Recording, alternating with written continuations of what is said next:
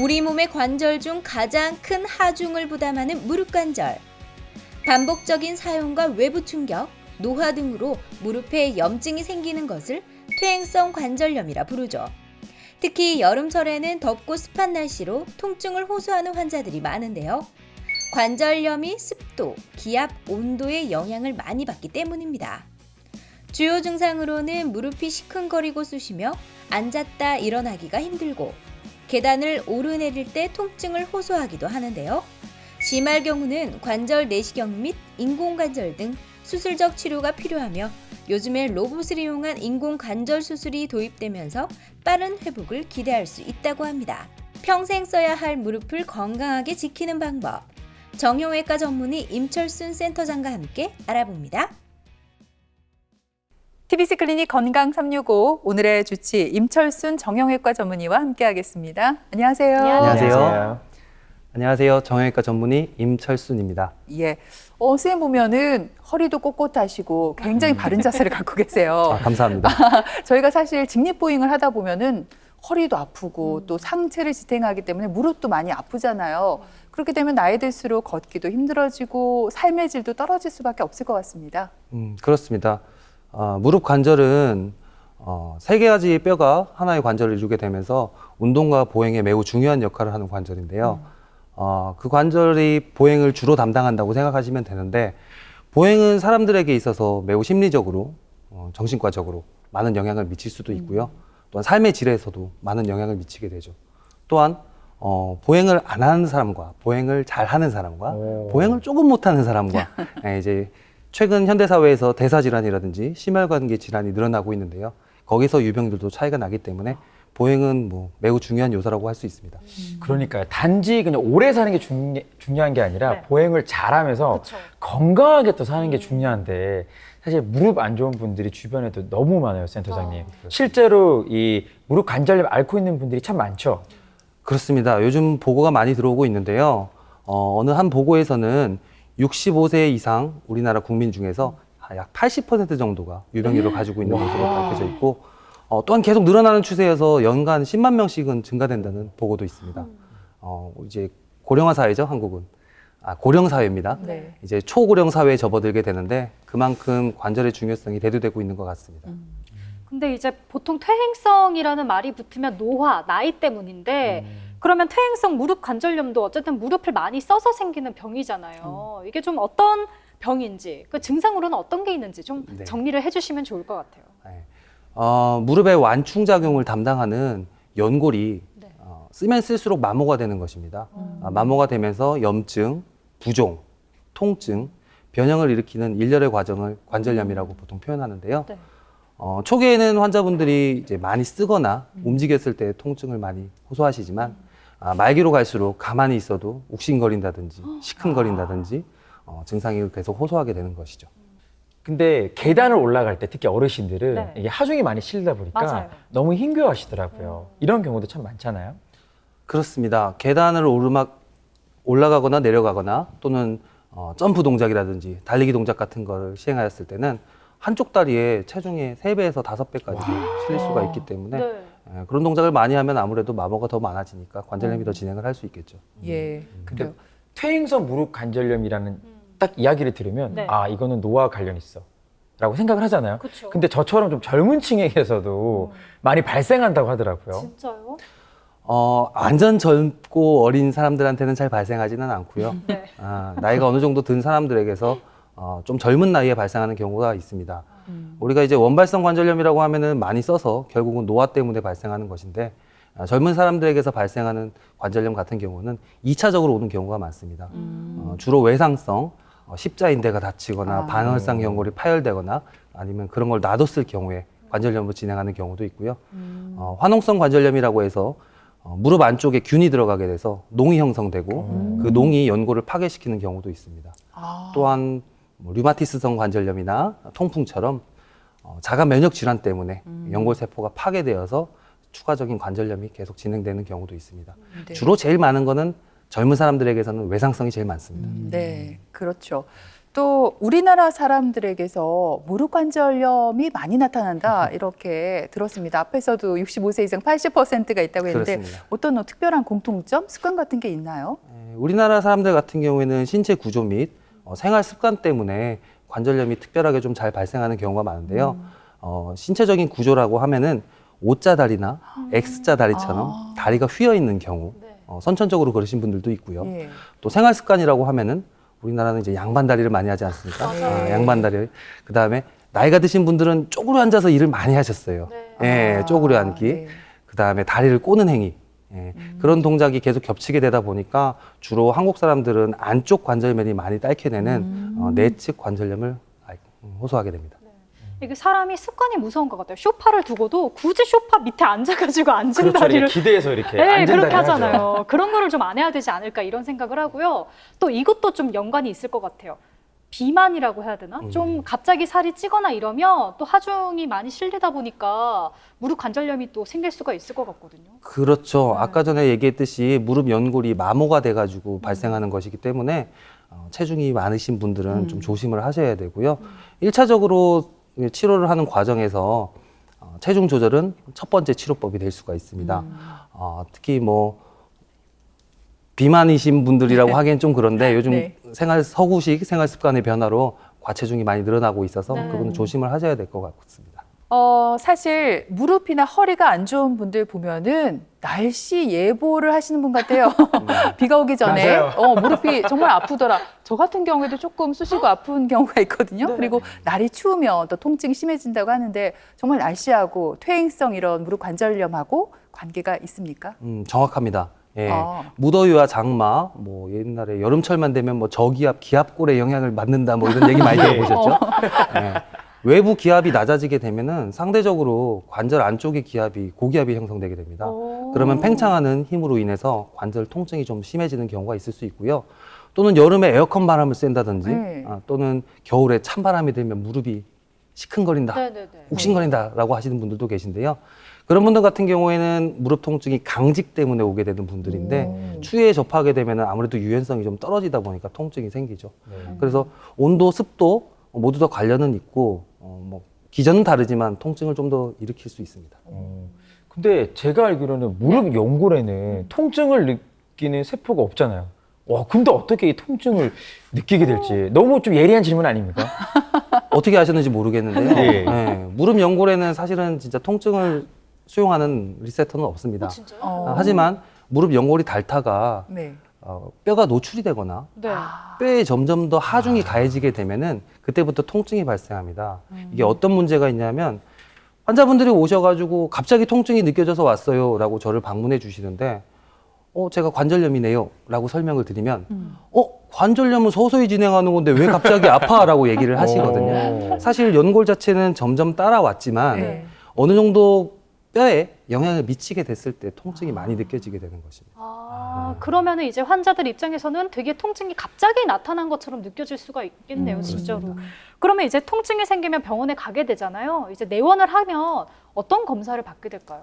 우선 저를 처음 찾아왔을 때는 병력 청취를 통해서 환자분이 어떤 삶을 사셨는지 또 이학적 검사를 통해서 실제로 다리의 변형이 눈에 보이는지 아니면 뭐 무릎이 부어 있다든지 뭐 발적이 있다든지 또는 뭐 열감이 느껴진다든지를 확인하는 것이 먼저겠고요. 그 이후에 이제 가장 중요한 검사는 단순 방사선 촬영입니다. 우리 흔히 엑스레이라고 하죠. 네. 엑스레이 촬영을 하게 되는데 제일 중요한 것은 체중 부하를 해서 촬영을 하는 게 제일 중요합니다. 왜냐하면은 체중 부하를 했을 때 관절 간격에 정확한 측정을 할 수가 있게 되고요. 변형이라든지 골극이라든지 전반적인 형태의 모양이 체중이 실렸을 때 안 실렸을 때 차이가 나시는 분들이 있어요. 그래서 체중을 싣고 검사를 하시는 게 제일 좋습니다. 그 이후에도 이렇게 초기 치료를 시행하였는데도 불구하고 계속 통증이 있거나 아니면은 엑스레이만 찍었는데도 너무 많이 손상이 발견되어서 수술적 치료를 고려하고 있을 때는 MRI 촬영을 시행할 수가 있습니다. 네. 치료에 반응이 없었던 분들은 다른 이상 원인이 있는지 없는지 확인을 해야 되고 수술을 결정하신 분들은 어떤 수술을 할지를 결정하기 위해서 MRI 촬영을 시행하게 되고요. 가끔 저에게 오시는 분들 중에 CT는 안 됩니까? 라고 물어보시는 분들이 계시는데요. 네. CT 같은 경우에는 뼈 자체만을 볼 때는 굉장히 도움이 되는데 네. 주변에 연부 조직이라고 하죠. 인대, 반달 연골, 연골이 얼마나 남았는지를 보는 데는 MRI가 좀 더 정확한 결과를 보여주는 것 같습니다. 네. 일단 병원에 처음 방문하면 기본적으로 엑스레이를 찍어서 알 수 있잖아요. 근데 엑스레이 상에는 관절염이 굉장히 심한데 본인은 잘 못 느껴요. 뭐 이만하면 참을만 하다. 이렇게 지내시는 분들이 있는데 이때 치료하지 않고 그냥 둬도 될까요? 사실 뭐 엑스레이 상에서 많이 진행을 했으면은 의사 입장에서는 뭔가 조치를 취하는 것이 치료가 될 수가 있겠는데요. 간혹 안 아프신 분들도 계세요. 간혹 안 아프신 분들은 일단 보존적 치료요법을 먼저 택해보는 것이 원칙이긴 한데요. 전문의가 봤을 때 너무 손상이 심하고 변형이 심한 경우에는 그래도 수술을 하시는 것이 나중에 결과에서 차이가 난다라고 말씀을 드리고 있습니다. 앞에 말씀하신 대로 보존 치료 받으면서 네. 환자의 또 큰 역할이 하나 있죠. 운동을 좀 꾸준히 해야 되는데 분명히 또 운동 안 하는 분들이 많을 것 같아요. 저도 아이고, 잘 안 하는데. 이게 그러니까요. 관절 핑계 대면서 아이고 관절이 안 좋을 것 같아요. 아까 처음에도 얘기했듯이 예. 체중이 많으신 분들이 많다고 했잖아요. 예. 왜 체중이 많겠습니까? 예. 안 네. 움직여서. 운동을 안 하셔서 그런 경우도 있다 이거죠. 네. 네. 그래서 일부 환자분들은 하중을 줄이기 위해서 운동을 안 하시는 분들도 계세요. 실제로 운동을 많이 뭐 정말 과격한 운동을 하게 되면은 관절면이 딸린 거는 사실인데요. 초기 치료나 중기 치료에서는 생활 습관 개선도 요구되지만 허벅지 근육을 키워서 체중을 분산시켜 주는 것도 하나의 역할이 될 수가 있고요. 또 허벅지 근육이 좋아야 나중에 수술을 하고 나서도 좋은 결과를 얻을 수 있어서 주로 체중이 많이 실리지 않는 평지 트랙내를 걷는 운동, 가볍게 걷는 운동을 한다든지 실내에서 제자리 자전거를 탄다든지 아니면 수영장에서 수영 발차기를 한다든지 아니면 요즘에는 저도 자세히는 모르지만 수영장에서 아쿠아로빅 같이 예. 체중이 덜 실리는 운동이 있더라고요. 예. 그런 거를 시도해 보는 것이 참 좋겠습니다. 방금 이제 아쿠아로빅 얘기를 해주셨는데 맞아요. 이게 관절에 좀 무리가 덜 가더라고요. 제가 한 2달 반 정도 해봤거든요. 아주머니들 사이에서 열심히 했는데 확실히 도움이 될 것 같으니까 해보고 싶으신 분들은 하시면 좋을 것 네. 같고요. 이게 이제 아무래도 단계별로 또 치료 방법이 달라질 것 같습니다. 비교적 좀 경증 단계에서는 어떤 치료법이 있을까요? 그렇습니다. 무릎 관절염은 총 4단계로 나누게 되는데요. 일반적으로 환자분들한테 설명할 때는 3단계로 설명을 합니다. 네. 초기, 중기, 말기로 설명을 드리는데요. 간단하게 설명을 드리자면 초기는 뼈와 뼈 사이 간격이 줄어들지만 통증이 미약하거나 없을 수도 있는 단계라고 생각하시면 될 것 같고요. 중기는 뼈와 뼈의 간격이 너무 많이 줄어들고 골극이라고 하는 뼈에서 튀어나온 부분이 형성되는 그 다음에 통증이 계속 어느 정도 유지되는 단계라고 생각하시면 되고요. 말기는 이제 관절 간격이 거의 없는 상태로 이제 마무리 단계, 이제 수술이 필요한 단계라고 생각하시면 될 것 같아요. 아까 말씀해주신 초기, 중기 치료는 초기 때는 일단은 생활 습관 개선을 해야 되고요. 아까 전에 말씀드렸듯이 체중을 좀 줄이는 방법을 좀 택하시는 게 좋을 것 같아요. 생활 습관 개선이라고 하면 아까도 설명드렸듯이 양반다리 너무 많이 하지 않기, 쪼그려 앉지 않기, 그다음에 내리막, 오르막 같은 거 조심하기. 그런 것이 도움이 될 수가 있겠고요. 중기 때는 초기 치료에 더해서 주사 치료까지 시행할 수가 있습니다. 우리가 흔히 아는 연골 주사라든지 뼈 주사라고도 하는 스테로이드 주사 또는 DNA나 뭐 콜라겐 주사 이런 거 들어보셨을 거예요. 이런 것도 시행할 수가 있겠고 더 이상의 연골의 마모가 좀 적어지도록 먹는 약, 그다음 염증을 줄이기 위해서 소염 진통제 등을 복용할 수가 있습니다. 네. 그 말씀하신 주사 치료 중에 뼈 주사라고 우리 어르신들이 굉장히 자주 많이 맞으시는 네, 주사가 맞습니다. 있잖아요. 예. 병원을 옮겨 다니시면서 이걸 맞는다는 분도 계신데 이게 양날의 검과 같지 않을까 저는 그런 생각 해봤어요. 효과는 좋지만 이것도 의존해서는 안 되겠죠. 네, 맞습니다. 뼈 주사 같은 경우에는 제가 아까 살짝 얘기했는데 스테로이드 주사라고 하거든요. 네. 스테로이드는 지금까지 알려진 항염 작용을 일으키는 가장 강력한 약물입니다. 부신 피질 호르몬이라고도 부르는데요. 네. 그 약을 썼을 때는 급성기 반응이 매우 좋습니다.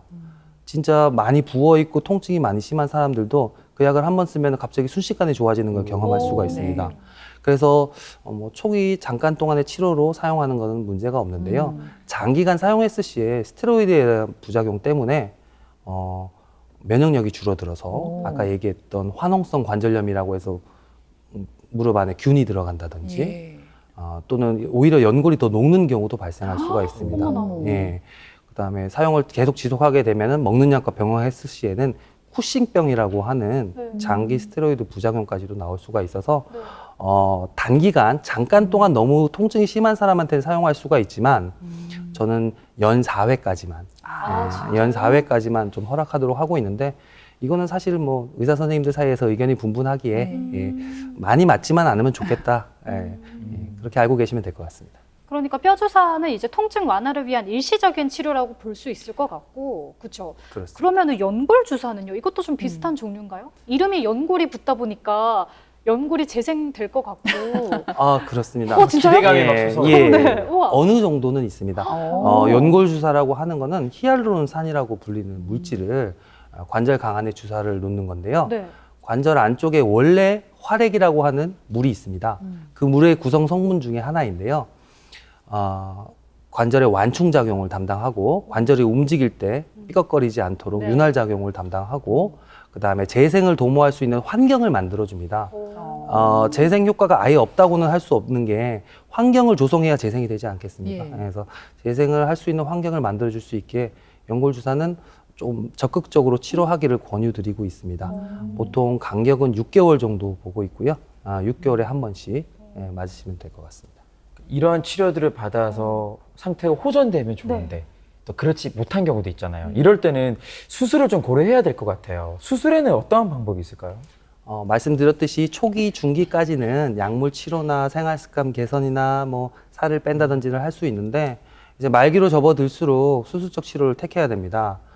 나이가 너무 많으시거나 관절이 너무 많이 손상됐을 경우에는 아무래도 인공관절 치환술이라는 거를 할 수가 있겠는데요.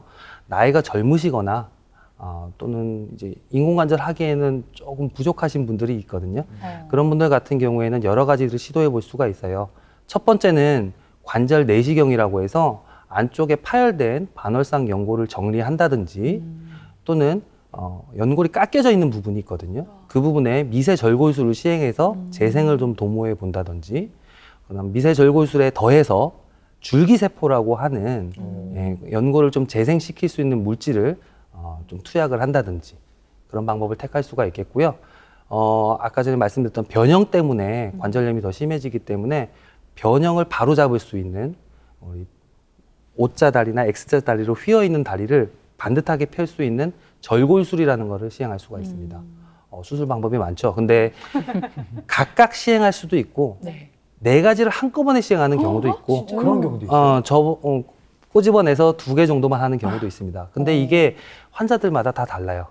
어떻게 이 환자에게 도움이 되는 수술법을 택하는 것이 저희 전문의가 할 일이고 오시면 설명해 드리도록 하겠습니다. 네.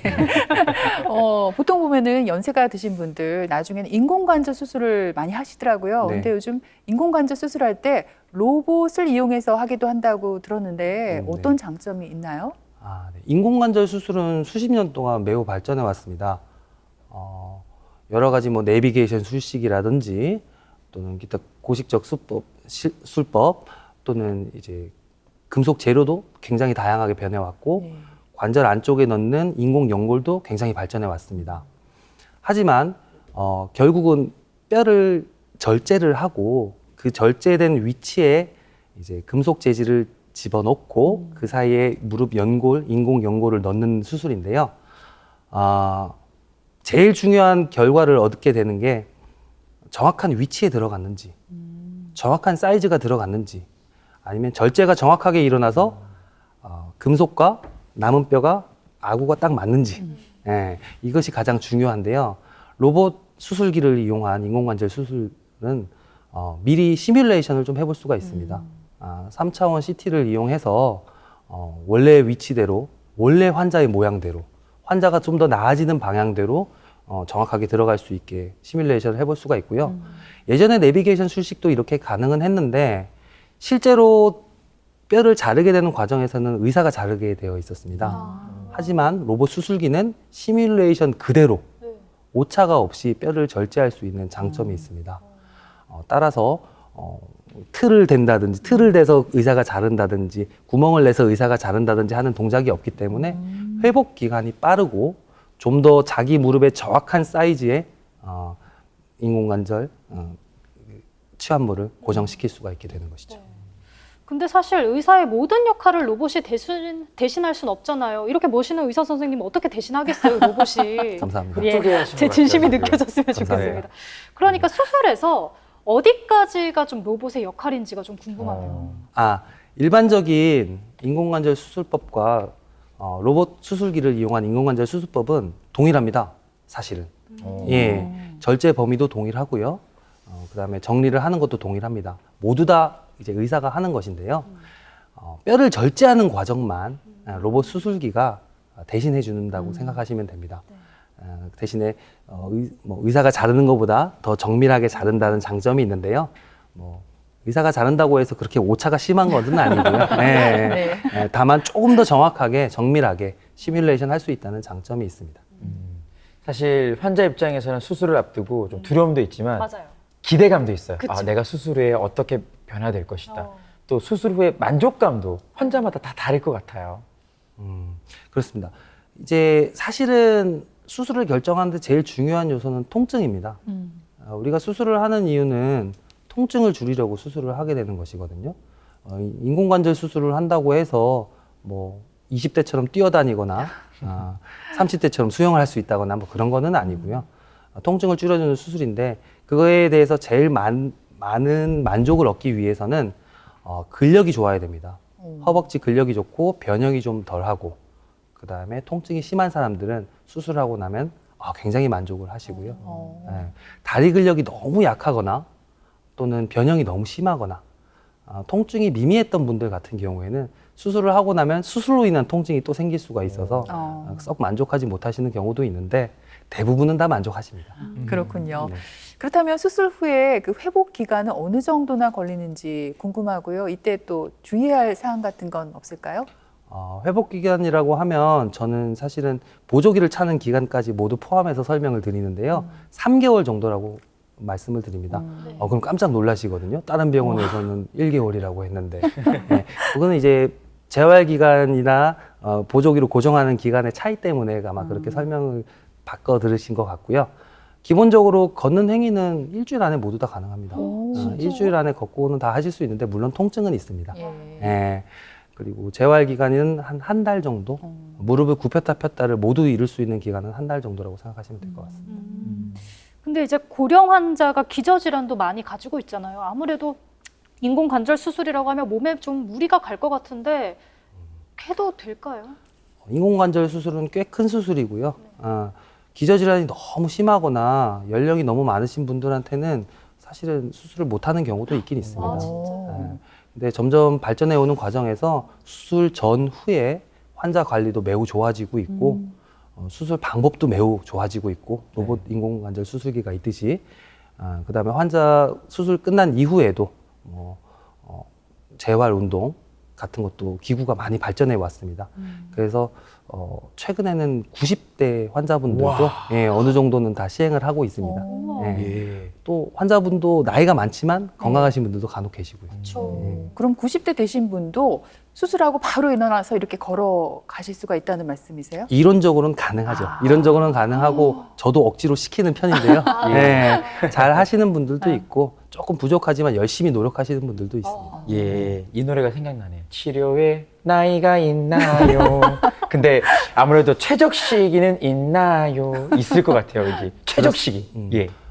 일단은 아예 정해진 거는 없는데요. 65세 이상에서 3, 4기 이상의 관절 마모가 많이 심한 사람들에게 한해서 보통 시행을 하게 됩니다. 하지만 이제 통증이 너무 심하고 변형이 너무 심한 사람들은 시기라는 게 없죠. 너무 심할 때는 인공관절 수술을 하는 것이 맞고요. 좀 덜 심할 때는 아까 말씀드린 수술법을 택하는 것이 맞겠습니다. 그 앞에서 계속 얘기를 조금 해주셨는데 인공관절 수술 후 관리 중에서 특히 재활이 그렇게 중요하다고요. 수술하고 가신 분들 중에 가장 많이 불편을 호소하시는 분들이 관절이 다 안 펴지거나 안 구부러져요라고 얘기하시는 분들이 제일 많거든요. 저희가 열심히 운동을 시켜드림에도 불구하고 통증은 사람마다 다르기에 통증이 너무 심하면 하기 싫어하시는 분들도 있고요. 또 통증을 참고 잘하시는 분들도 있고 통증이 없어서 잘하시는 분들도 있습니다. 다만 시기라는 게 존재해서 수술 이후에 한 달 안에 어느 정도 관절을 다 피고 다 구부리지 않으면 너무 오랜 시간 동안 고생하실 수가 있어요. 예, 그래서 그때 관절 운동만큼은 반드시 시행하였으면 좋겠고요. 수술 끝나고 나서 통증은 거의 사라진다고 보면 되니까 보행은 잘하실 수 있습니다. 굽혔다 폈다만 잘했으면 좋겠습니다. 네, 운동 열심히 하라는 말씀인 네. 것 같습니다. 예. 고령 인구가 늘어나면서 점점 무릎 관절염 환자도 늘어나고 있는데요. 사실 병원을 선택할 때 누가 이런 거 해서 나았더라, 이런 거 하면 좋더라, 이렇게 입소문만으로 선택하는 분들도 계시더라고요. 예, 관절염 환자는 점점 늘어나고 있고 그에 맞게 수술 방법도 매우 발전하고 있는데요. 네. 현재 현재 환자의 상황과 환자의 연골 상태라든지 이런 걸 보고 적절한 치료법을 택하는 것이 우선시돼야 되겠습니다. 저희 전문의들이 정확한 진단으로 도움을 드릴게요.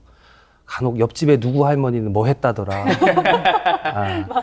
예, 우리 이모는 뭘 했는데 이렇게 얘기하시는데 개개인의 상태는 사실 같은 사람은 잘 없더라고요. 네. 예, 다 모두 다 다르니까 정확하게 진단을 받고 치료를 받으셨으면 좋겠고 또 수술을 결정하셨다면 충분하게 설명을 듣고 장단점에 대해서 얘기를 듣고 내가 어떤 수술을 하면 좋을지에 대해서 고민해 보시고 결정하시면 될 것 같아요. 수술은 저희가 잘할 테니까 그다음에 올바른 치료를 잘 하셔가지고 통증 없이 보행하는 그런 행복한 삶을 누리셨으면 좋겠습니다. 네, 모든 분들이 수술 전후에 또 적절한 운동을 통해서 무릎 관절을 잘 지키셨으면 좋겠습니다. 네. 그 대표적인 게 오늘 들으신 대로 이제 가벼운 달리기인데 그냥 막 아스팔트나 급경사 달리시기보다는 푹신푹신하거나 아니면 흙길을 달리시는 걸 추천드립니다. 그리고 하나 더 있습니다. 이렇게 하루를 열심히 달리셨다면요. 이틀 정도는 좀 쉬면서 근육과 힘줄에 좀 여유를 주고 휴식을 주는 게 좋다고 하니까 명심하시기 바랄게요. 네, 그래요. 지금까지 여러 가지 도움 말씀에 임철순 정형외과 전문의께서 수고해 주셨습니다. 오늘 말씀 잘 들었습니다. 감사합니다.